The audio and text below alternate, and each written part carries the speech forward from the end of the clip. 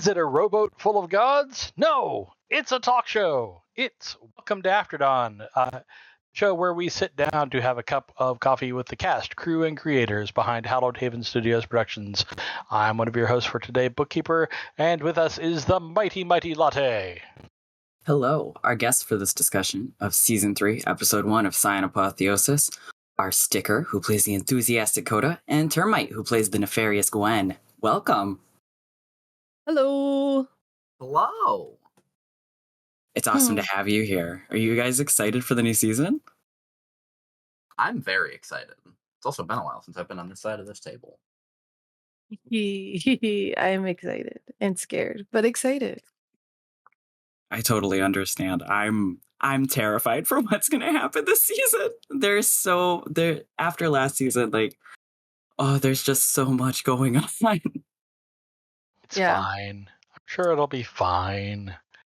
What's the worst that could happen? To the world? Yeah. Someone could go down in one hit, right? Oh. Technically, it was 2. Oh, that's true. 2. Although the one would have still knocked him unconscious, but it's fine. So a question for the both of you, for the benefit of newcomers who may be just joining us here in the midst of Season 3. Would you mind each telling us a bit about your characters, what they've been through so far in the past 2 seasons, and what they're up to and after now? And I guess we'll start with our player character. Sticker, tell us a little bit about Coda. Oof. Coda, my dear sweet, fiery Coda. Coda Massacoy is, I don't know how old she is now, but if I remember, she was in her junior year of college. She is, West African. Well, she believed she was West African. She was raised by her grandmother, who was a very strict and somewhat mean woman. She went a lot through foster care, and generally has always had a personality / nature of being a survivor. And very much was, I don't care about anyone else. I'm gonna do me, and I'm only gonna protect me because that's what matters. And I'm gonna prove to the world that no one's gonna take advantage of me. So that was very much Coda, or that we'll see. So let's see. When the awakening happened, she was somewhat high, but also like, what the hell's going on? She was very much chasing after Bat first and seeing what's going on, because she does have a soft spot for animals, specifically cats. But she likes animals in general. She was going to school to become a vet because she feels like animals are the only things that's worth caring so deeply about. Anyways, fast forward, she's always been a very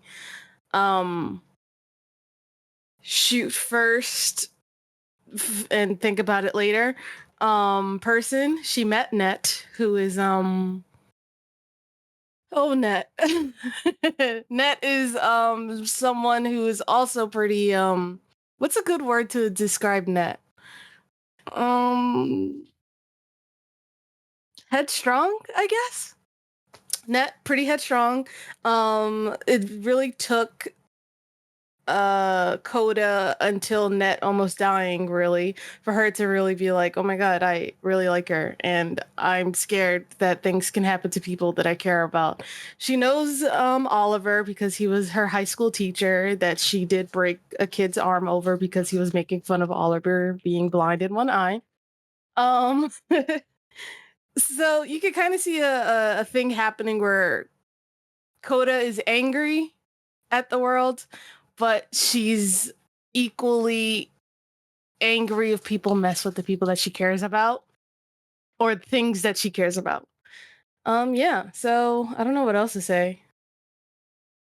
I would say season 2, her fire kind of died down a little bit because she started to be a bit more she didn't know what she should be fighting for. Is she really the person who should be deciding who should be judged, who should not be judged, who deserves to be punished, who doesn't? So she very much lost her fire in season 2. And then, of course, her argument with Nat and making their relationship a bit unsteady. So she lost her fire for a bit. But I think after this past episode, I think some changes are happening with Coda that hopefully, knock on wood, it'll be for the better.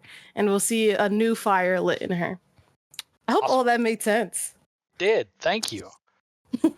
Speaking of angry at the world, Termite, tell us a little bit about Gwen. Angry at the world does not even begin to cut it. So, where do we start? Before all of everything happened, we learned this back in season 1, Gwen was actually a prosecutor. And she, even then, took after her mother quite heavily. She was very direct with what she did and didn't show much empathy, especially for the people that she was prosecuting. And because of her mother being Hell, who is most well known for half of her body being a rotting corpse, her father was not terribly fond of her. And that led to a lot of things building up and her seeing a lot of very negative things. And then her visitation happens. And at first it was like, okay, I can use this and I can, keep working towards doing what I do and making the world a better place by putting people in prison that deserve to be, etc., etc. But over time, she kind of felt like she was just being used as a pawn. Because, that tends to be what happens anytime gods get involved in anything, directly or indirectly. And she eventually just got fucking tired of it. So she decided to go and join the wolves and try to bring about the end of the world. I'm not sure if I mentioned this. She is fucking insane. Like, criminally insane, probably. And is very, very much a different person now that she, unlike Coda, now that she is confident that she has the power to judge what is right and wrong and what should or should not happen in the world.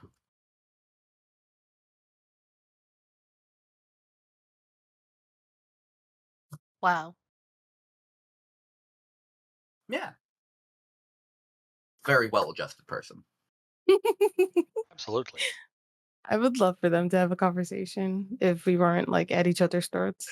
I know, right? Because both of your characters I've noticed have this like strong justice. Like Coda has more of a vigilante style of justice, and Gwen has this background in like criminal justice. I wonder if they would be friends in another timeline. Not for the homicidal rage. I don't know. Homicidal rage and unending thirst for vengeance. Yeah. Huh. I'm gonna write about this in my journal. But yeah, I don't know, maybe.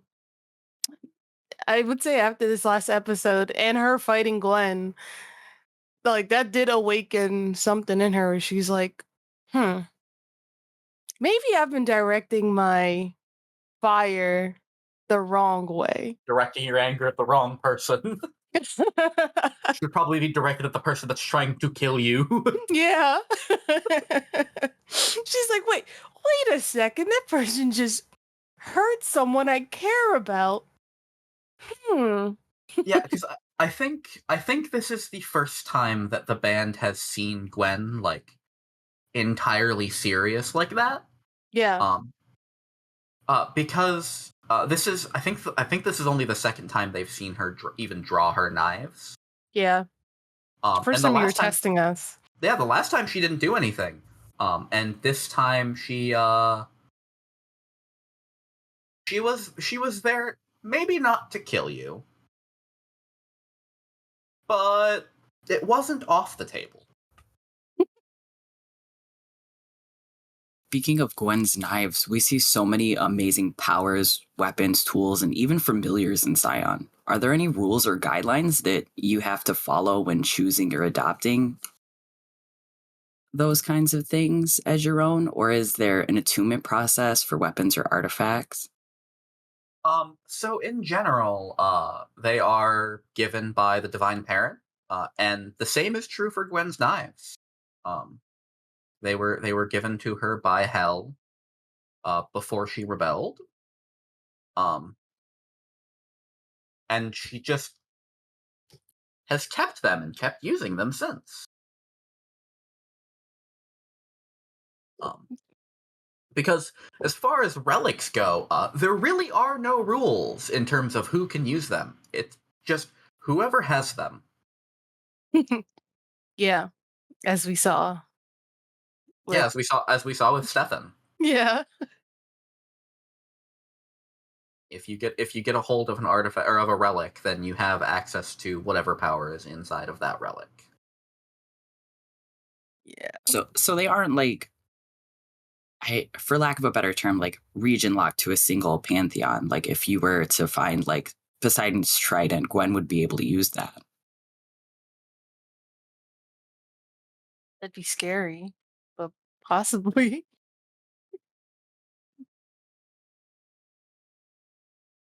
Yeah, possibly.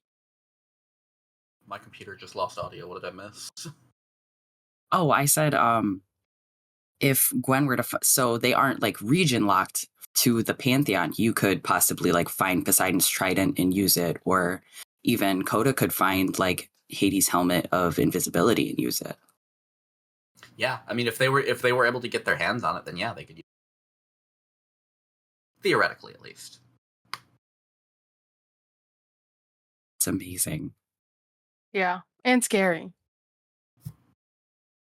Very, very scary. But I don't want anyone taking my beloved sword bat. I love it so much. And Pele, of course. So, but no one could take Pele from me. I just had a mental image of Dakota like snuggling her bat before swinging it and turning it into a sword, and then she looks down and just snuggles Pele and goes, "And you're great too." Yeah. Yeah. Upside about creatures, they are, I believe, more directly tied to Scion.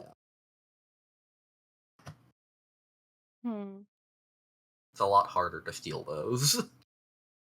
Speaking of Pele, we saw Ian split into multiples. Do all familiars have that kind of ability, or is each one different based on the scion or the god or goddess that has bestowed them? I believe each one's different, because I think Ian is supposed to be like one of the Morrigan's crows? Yeah, so he can do that. Pele is able to go through he has like psychopomp, so he's able to go through worlds essentially. So that's his big thing, and of course Bastet can look through his eyes to see what I'm doing. I mean, Bastet can look through any cat's eyes. Bastet, my mother, my beloved mother. But that's what he can do. He can also, I believe, take others to other worlds, but it has to be a deal that is made, and something has to be traded with him. So most That's likely, so cool, though. I'd give him So like fish. You can kind of bribe him to take you to other planes of existence. Yeah, which is cool.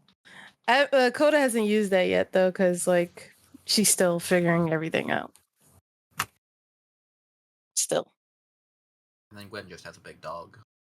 Yeah, I wrote down their name. Ivy? That's such a cute name. Yeah, I also have a picture for her. Okay, I can't wait. I want to see it. I love animals. If only we could be friends. Sticker, you had mentioned that Coda seems to be undergoing some changes with the arrival of Clint. Seems like she's drifting towards being one of the more responsible members of the band. How does she feel about slowly becoming one of the grown-ups alongside Mr. B? At least when compared to like Clint. I think she hasn't realized it yet, not gonna lie. I think she's still just like, oh, I'm still being like, I still cause trouble for the group and stuff. She's like, Mr. B is the adult. But I think when she realizes it, she may be like, oh my God, this is so uncool. Like, why am I an adult now? Ugh. But at the same time, which again, seeing Clint go down, she's like, wait, Clint is very important to me. And he's like so cuddly and sweet and shows the kindness in this world that, like, she's like, if I had met him before I was so angry, like, things could have been different, but things are different now that I've met him. So I should appreciate the time I have with him. So she'll probably see it like, yeah, I'm becoming an adult, but at the same time, she's like, no, she's still like, okay, I'm gonna kill the next person who tries to put their hands on this guy. Same thing with Mr. V. She broke a kid's arm for making fun of him. She'll do the same thing for Clint. I just imagine Coda finally coming to the realization that she's like actually growing up, and just like looking down at her hand, like, who did this to me? Yeah. What Is this happened? part of becoming a scion? No, it's called growing up.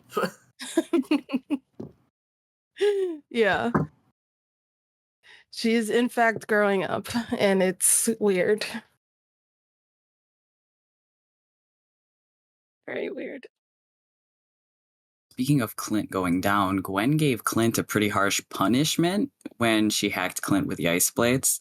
Pun intended. Has Gwen ever considered using his number and connecting with the band, or is her focus solely on their destruction? Unfortunately, I was shut down from doing that.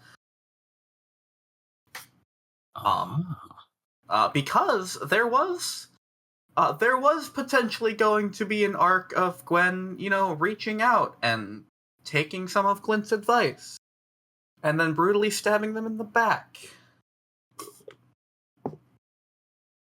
But that was in fact shut down by BP because of another character that has not been revealed yet. Ooh. There's a secret.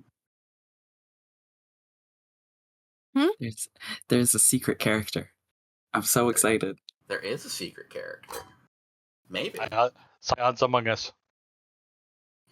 Gwen is always sus. Yeah, no. Oh gosh.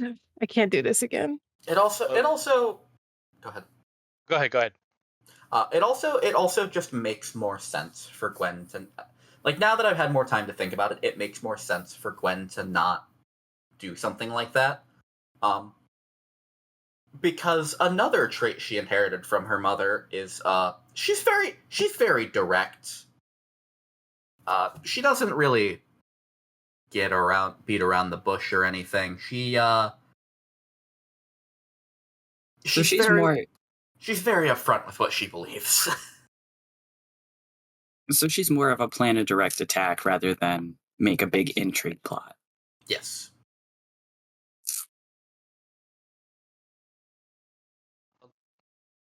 Speaking of sus,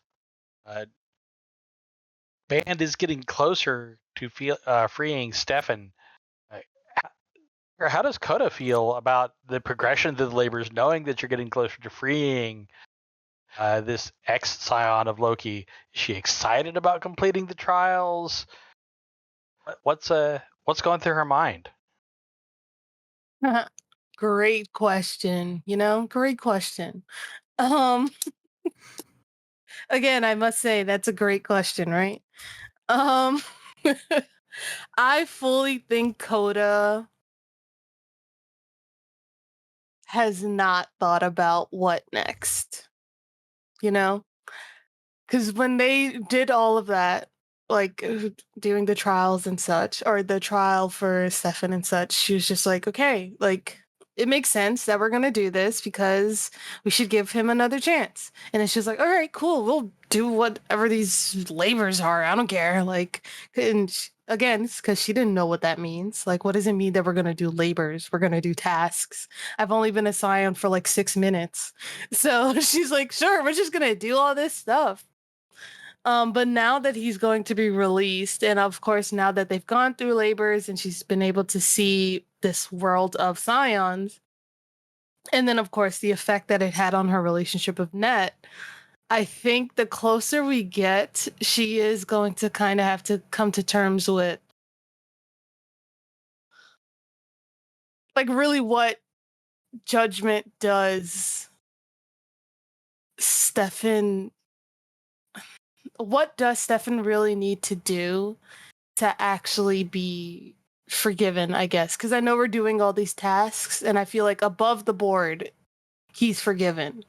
But deep seated in all these pantheons and all these people that lost something, how can he truly be redeemed? And I think that's what she will probably start to think towards. Like, how do we actually make this better? Without just putting a fake band-aid over everything. So, and she was starting to lean towards that like last season, but she was just like, I don't know how to figure out if someone deserves something. Like, I didn't deserve to be mistreated, but what do I do about that? I took care of myself. But now she's like, but how do I put that sentence on another? So I think that's what this season will be.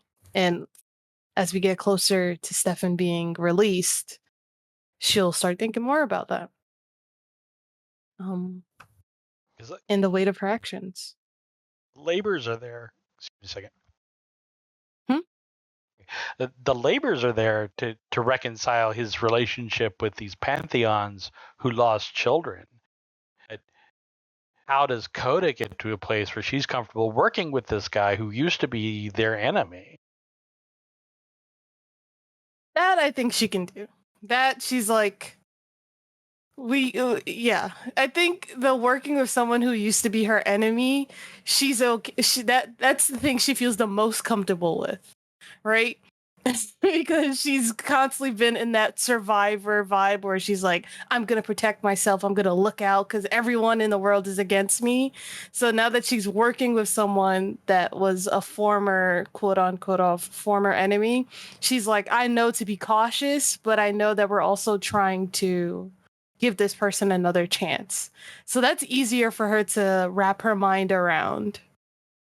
It's now her trying to figure out how to get everyone else to, because again, the labors feel above the board because there's no way he's going to be able to roll up into like, what's the name of a pantheon?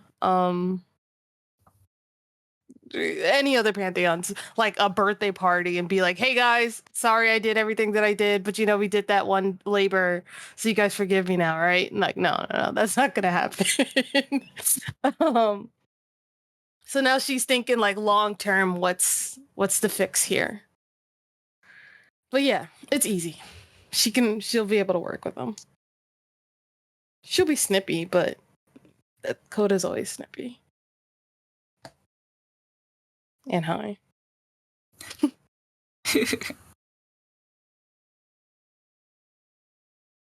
Termite, when the assault was happening and there's this mist rolling in and Gwen is leading this legion of wolves to the beach, how did that feel? Like, how badass was it to lead a pack of death wolves across the water like the world's most evil Princess Mononoke? Yes. I thought it was cool as hell. I also didn't know that was going to be happening. All I knew is I was going to show up at some point. I wasn't sure what the circumstances were. So I was just as surprised as everybody else, which was really cool. Just, oh, there's a half dozen wolves just walking across the water. Uh-oh. I loved the mechanic of the ominous fog that was like cloaking everything. It just added that little extra tension. Yeah. between the tentacles, the boats, the wolves. The sociopath riding the wolf. Yeah. It's a Gwen Fenrir, is so it's a so sociopath cool. riding a sociopath. True.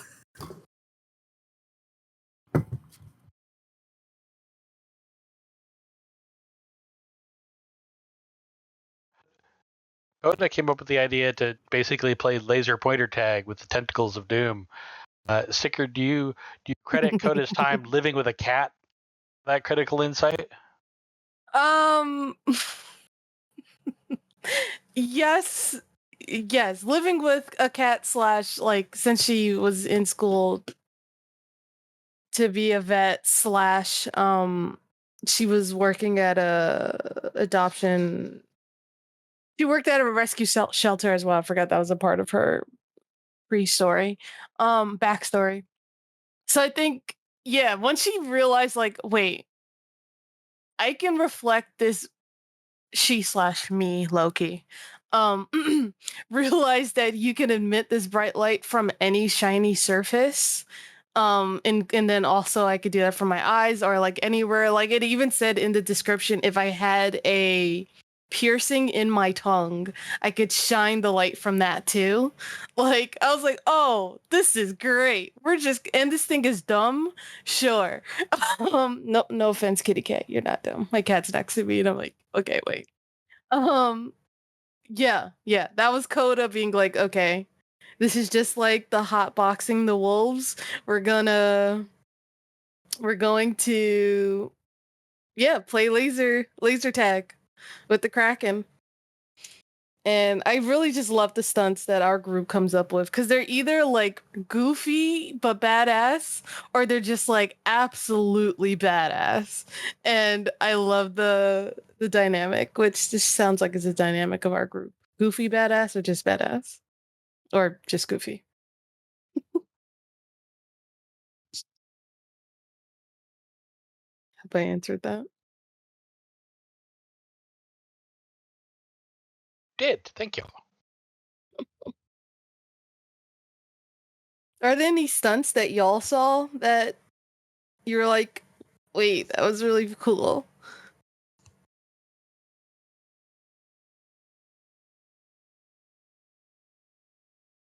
Not necessarily cool, but getting the Kraken to smash the table that Brahm was still at was really funny. Oh my god, I forgot about Brahm. I actually said in chat, I was like, weren't Brahm and Pele at the table? Yeah, when BP voiced that, I like muted and cackled. I was like, oh shit, what if I killed like our familiars by accident? That wouldn't happen. That wouldn't happen though. Hopefully. But consider, if it did happen, you could theoretically consider yourself a Dragon Slayer.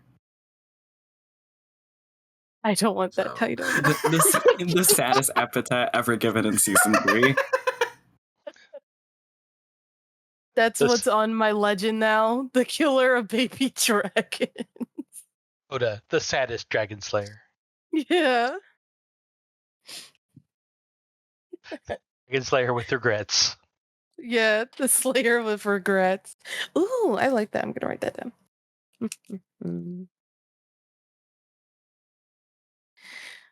And Termite, the Fenrir, because Norse mythology is super weird, are technically Gwen's second cousins?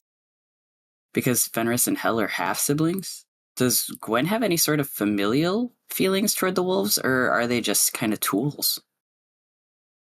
Aren't Fenris and Hel just siblings?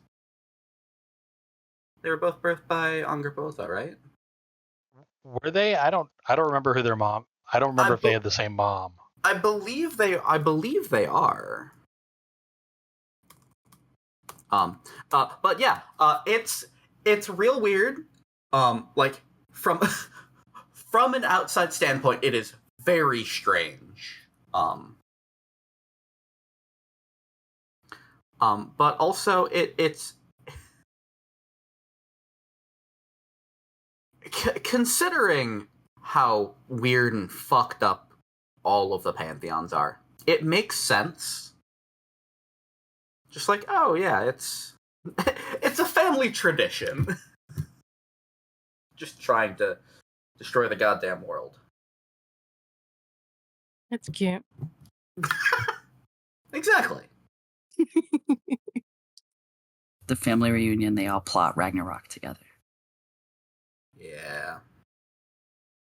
Yeah, because the fun thing is that also makes Stefan her uncle. Like, biologically? This is all nuts. The family Yeah. trees. Hey, listen, at least we're not Greek. Yeah. Mm. Yeah. Want to talk What's up, about Uncle complicated? What's up, Uncle Brother? Yikes. I mean, I can't say anything. Yeah, the Pasejet don't get much better on that front. Yeah, Not much I'm better, like, no. let me let me zip up over here. Yeah. So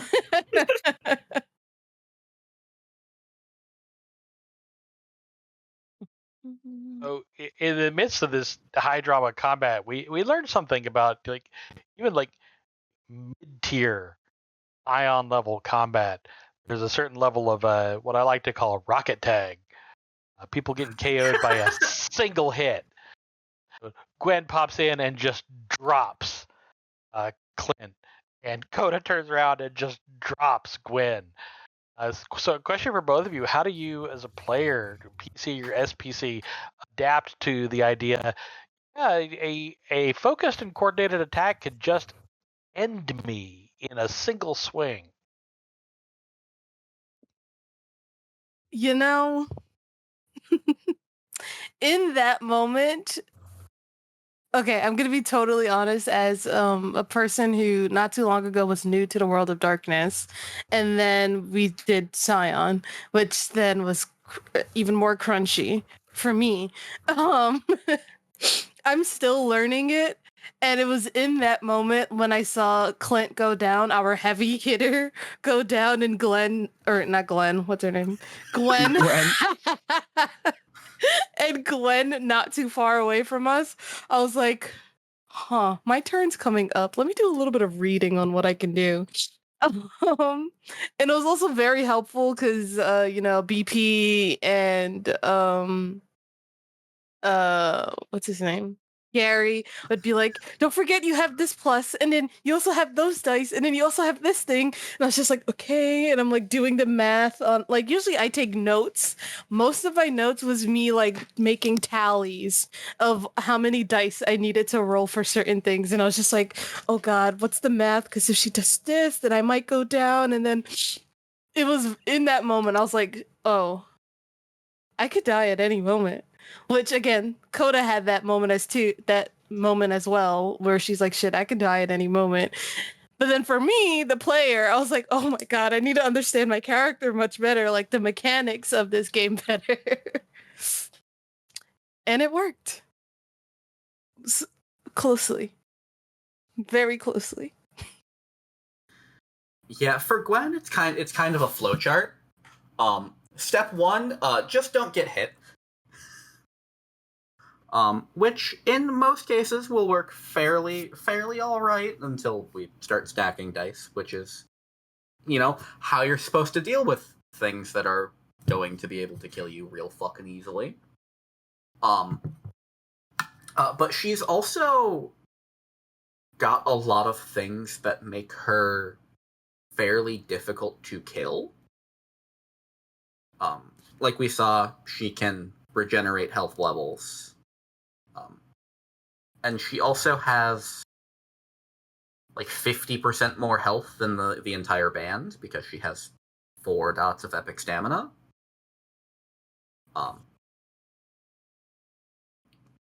But I mean, once it gets to the point where it's everybody hitting her and being able to hit her, like there's not really a whole lot she can do other than just hope that a DV of 14 is enough for her to not get hit.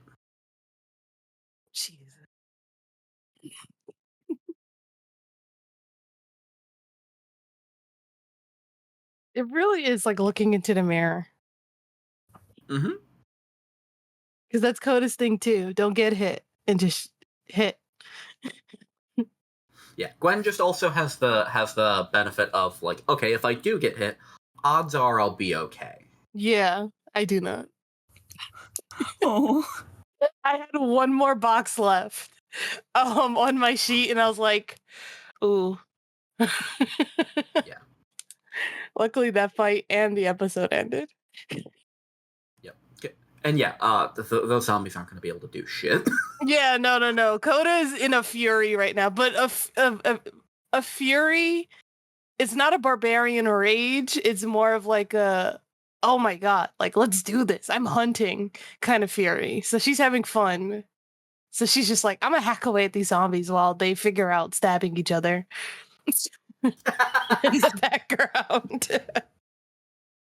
Which, might I say, that was a sick note for Gwen to leave on.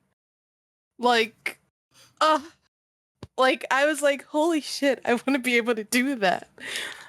So far, and I'm going to try to continue this. Gwen has ended every interaction with the band with a big ol' fuck you. Because the first time, when they were ambushed at the hotel, she used Dreadful Mean on Chris and made him run away. The second time she used, I can't remember what it is, but it's the upgrade of lasting impression on Oliver. So he just saw her face everywhere for a while. And then she did the same thing to Clint. When they met in Yomi. And then, yeah, this time she was like, alright, stab him.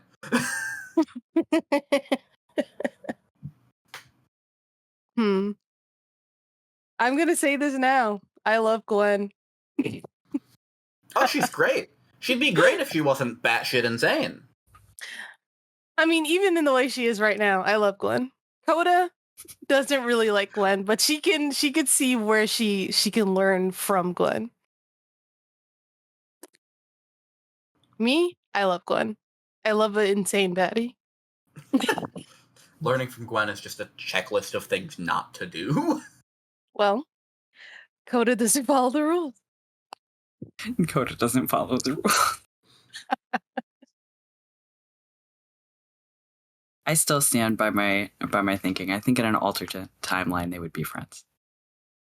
Yeah, I'll start the fanfic now. Thank you. I still remember in season 2 there was discussion of a dating game where Gwen was a secret character.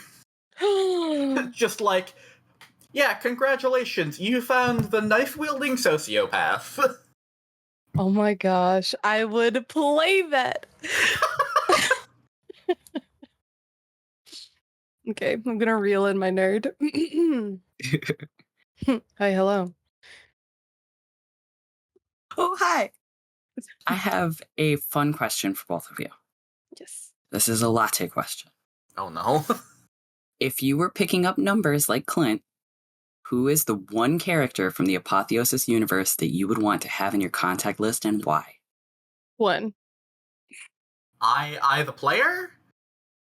It could be you as a player or your character. Oh, I see.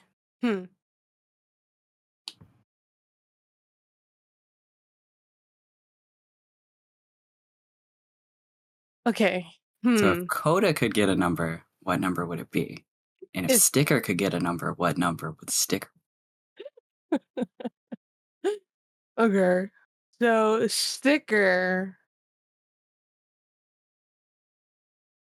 it would be. You know what? I'm just gonna say Sticker and Coda would be Gwen. Because Coda would have been Shango, but I think she already has Shango's number. So I'm like, yeah, so it'd be Gwen. Trying to think how fucked up I can make this. I think Gwen would try to get the phone number to Teddy's phone. Nah. Uh-huh. I love her.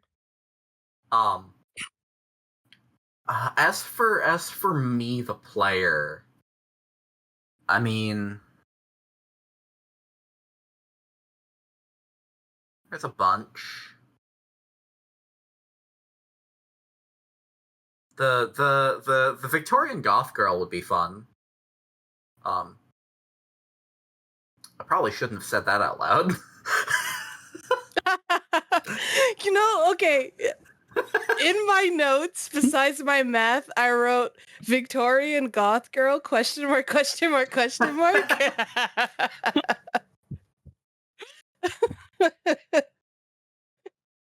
And then I wrote brother built like fridge, and then drew a fridge in my book.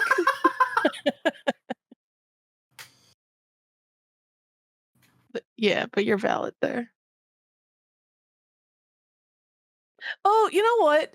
For me, I probably also want what's his name? Damon's. Yeah. The magic weed dealer. Yeah. Magic weed. Seems like he cooks really well. He also just seems like he'd be a great time to hang out with, which that makes sense, right?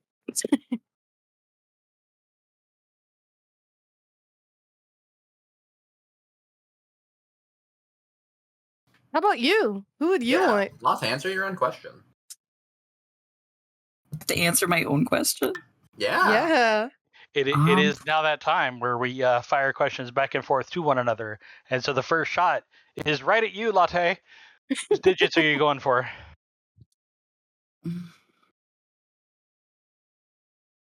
For Latte, it would probably be Clint or Coda, because they seem like they'd be really good friends. Like, they're the kind of people that would really, like, raise you up when you're having a bad day and just, like, send you memes and reels that make you laugh throughout the day, even when they're busy. Yes. If I had a character, it'd probably be either the Morrigan's number or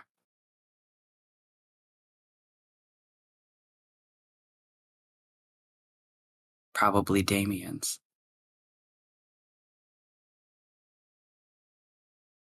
Because if I had a character, they'd probably be like potion oriented.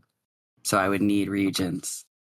Oh, I thought you were just saying that they would be massively stressed out. So that they too. need that medium. They need that to That fucking too. function. Oh wait, I forgot. There's also Kareem. Oh, that is true. I don't know. Fine. Now the book is back, we can also ask him. That's easy. Oliver. Long, boring conversations that interest only him and I. Only the two of you.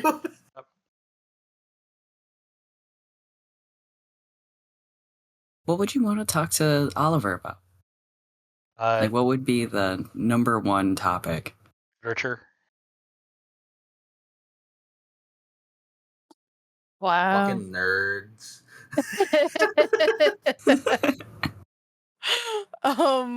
When the brother that was a bit more quiet stepped off the boat when what's Shango's kids, I believe it was Shango's kids, or it was someone's kids. Baron's kids. The Baron's kids, there we go. We're stepping off the boat and they're like, yes, this person looks like similar to Oliver. In my head I was like, oh, so they're a nerd. Full offense, Oliver. Full offense. I'm sending that to Gary.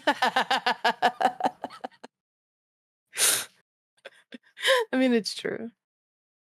Although he did get Coda to be interested in reading, so that's cool. Hooked on phonics. Let me see. I had a question for Gwen / Termite. If there was someone from our band that Gwen could successfully switch to her side, who would it be? Coda. Really? Yeah. Okay, I want to know why. I didn't say why, but I want to know why now. So I think the biggest thing is going to be, or would be, Stefan. If I think if Gwen could plant that seed of, no, he can't be redeemed, he just needs to be killed. I think that could slowly open that door. The other two, Oliver is too fucking smart for that shit. Not to say that Coda is dumb, but Oliver is, superhumanly intelligent. Yeah.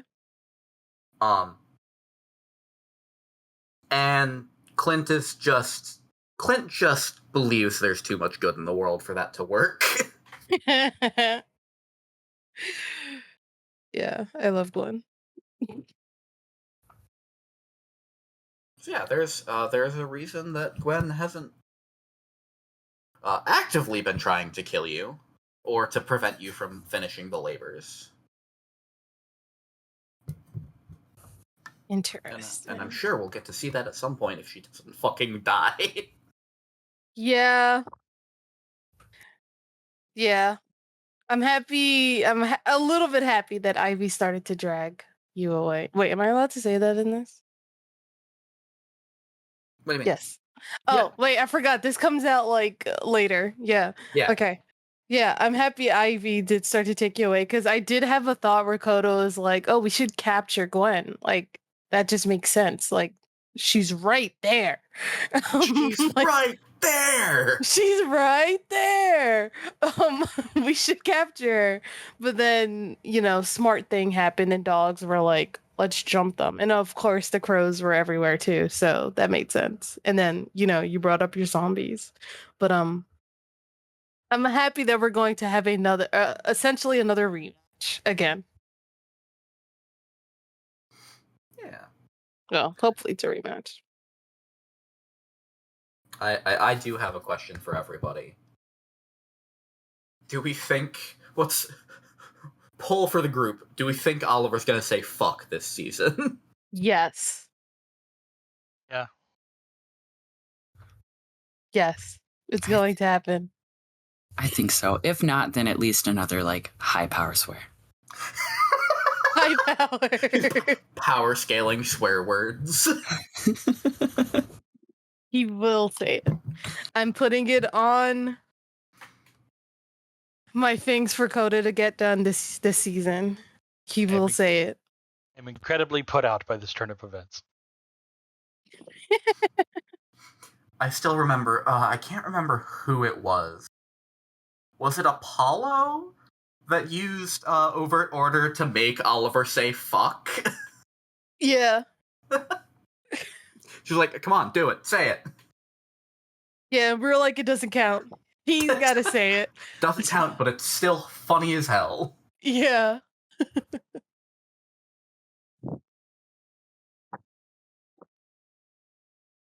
With everything going on this season, I would be surprised if it doesn't happen. Yeah. It's gonna happen. It's gonna happen. Actually, I do kind of have a question for you, Sticker. Yeah. After that fight, do you think Coda is more or less scared of Gwen and what she's capable of? I feel like it's a cheat answer to say both, but here's what I'm gonna say. She is more scared of Gwen, but I don't want to say she admires Gwen because that's dangerous. that is the wrong answer. That's the wrong thing to say. Unintentional role model. Yeah. She is significantly more scared of Gwen. But I think it's less scared of, ooh, I'm shaking in my boots, and more of, okay, this is more than just us shit talking each other. Like, you're a problem, and you have my full focus now, kind of situation. Which it sounds cocky for Coda to be like, oh, she wasn't worth my attention. Which she wasn't paying attention to Gwen. But I think now that she's like, oh, okay. Okay, I see what's happening here. Oh, this bitch is serious. Yeah. Oh, so we're for real. Okay.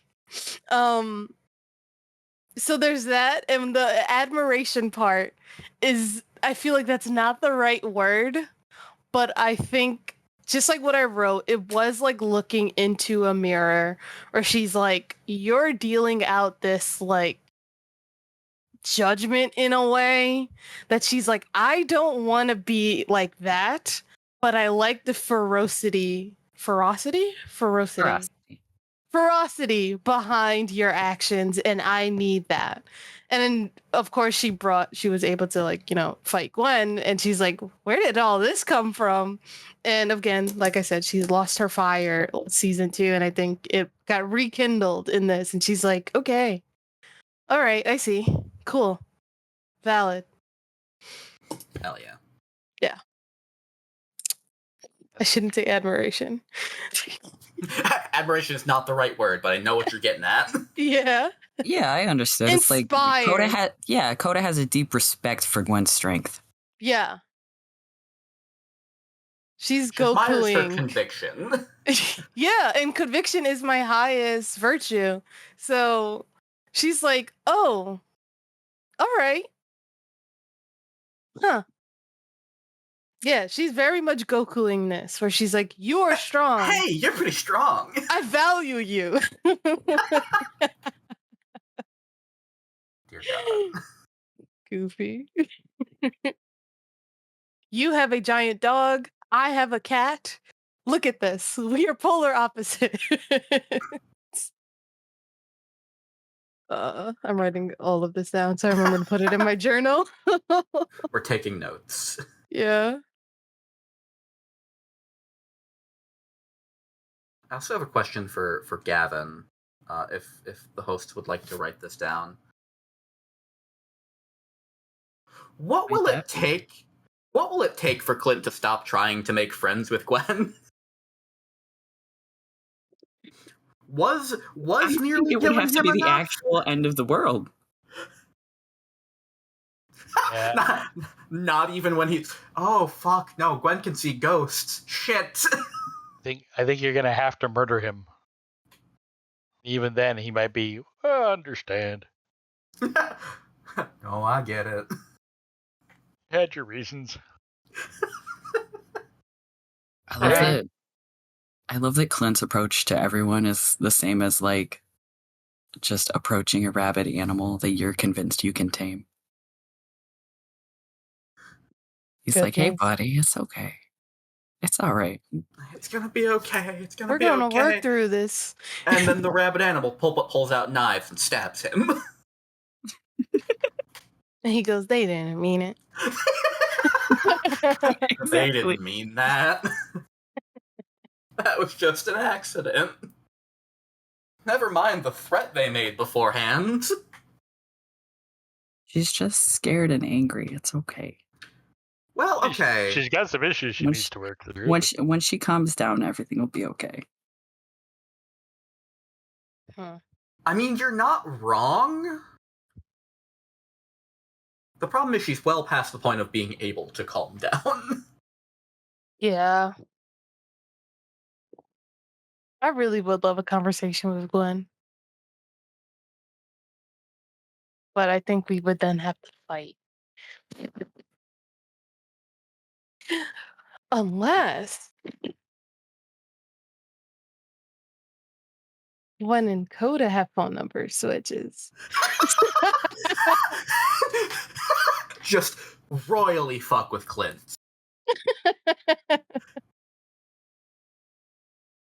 Interesting.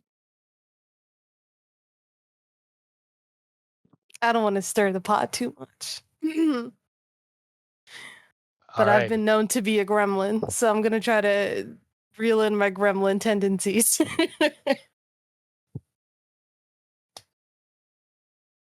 right, last call. Anything else?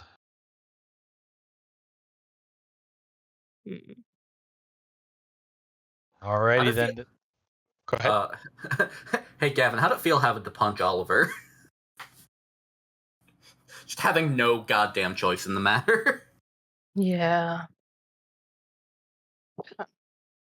Well, I guess my final question is there, and this is to everyone, is there anyone you're looking forward to seeing this season? Or people that we haven't met yet, like that you're looking forward to seeing? Like, if there's any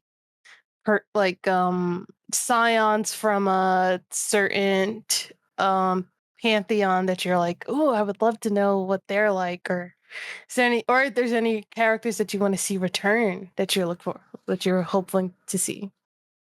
On advice of counsel and under the direction of the game master, I exercise my rights under the Fifth Amendment. Refuse to answer that question. Noted. I can't answer that question. Noted. All right. Even though I know what my answer would be. Honestly, because there are so many like pantheons, we've gotten to see so many of them. I'd like it if like some of the scions from the pantheons that you've helped previously, like scions you've met before, ended up coming forward and like offering a little bit of guidance moving forward. Like the scions that like believe in your cause, like help the band along. That would be nice. Definitely relaxing. Because your legend is like growing, like people have to be talking about all of these trials that you're going on. I'd be really excited to like have scions that have heard your story like chip in and help out. Dang. Thank you.